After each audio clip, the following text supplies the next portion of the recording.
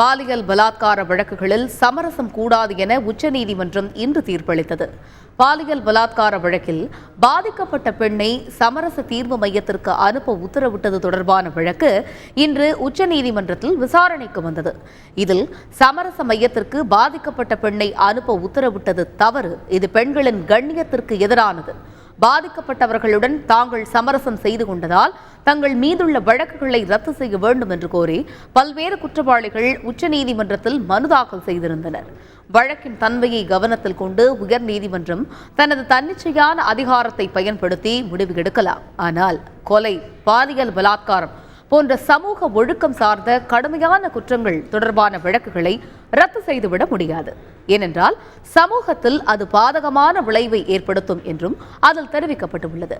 உச்சநீதிமன்றத்தின் இந்த தீர்ப்பிற்கு வழக்கறிஞர்கள் பலரும் ஆதரவும் எதிர்ப்பும் தெரிவித்துள்ளார்கள். இன்று உச்சநீதிமன்றம் கொடுத்த இந்த ரேப் கேஸில் கொடுத்த இந்த தீர்ப்பானது ஒட்டுமொத்த மக்களோட மனநிலையை தான் ரிஃப்ளெக்ட் பண்ணுது. ரேப் அக்யூஸ்ட் யாரெல்லாம் இந்த பாலியல் வன்கொடுமை பெண்களுக்கு எதிராக செய்கிறார்களோ அந்த குற்றவாளிகள் சட்டத்தின் முன்பிலிருந்து தப்பித்துக் கொள்ளக்கூடாது என்பதை தான் மனநிலை தான் உச்சநீதிமன்ற நீதியரசர்களோட இந்த அப்சர்வேஷன் எனக்கு கொடுக்கப்பட்டிருக்கு ஒன்று.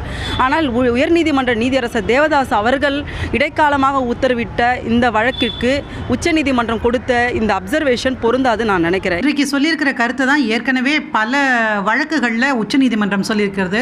பாலியல் வல்லுறவு வழக்குகளில் எந்த காரணத்தை கொண்டும் சமரசம் செய்வது என்கிற பேச்சுக்கே இடமில்லை. ஏனென்றால் உடல் ரீதியாகவும் மன ரீதியாகவும் ஆக்கிரமிக்கப்பட்ட ஒரு மனிதனோடு போய் சமரசம் பேசுவது என்பது பெண்ணுடைய நம்பிக்கையை தகர்த்துவிடும். இந்த நீதித்துறையின் மேலே இருக்கக்கூடிய நம்பிக்கையை தகர்த்துவிடும்னு பல வழக்குகளில் சொல்லியிருக்கிறது தான் இன்றைக்கி ரீட்ரேட் பண்ணியிருக்காங்க இன்றைய தீர்ப்பிலேயும். நம்முடைய சென்னை உயர்நீதிமன்ற வழக்கை பொறுத்த வரைக்கும் அந்த பெண்ணும் விரும்பாத போது அது வெளிப்படையாக பல ஊடகங்களிலே அந்த பெண் தெரிவித்து விட்டது, நான் அவரோட சமரசம் செஞ்சுக்க விரும்பலை அப்படின்னு சொல்லிட்டு. அப்போ இந்த சூழ்நிலையில் இந்த வழக்கை சமரச மையத்திற்கு அனுப்புவதிலிருந்து அதை வாபஸ் பெற்றுக்கொள்வது தான் சிறப்பானதாக இருக்கும் அப்படின்னு நான் நினைக்கிறேன்.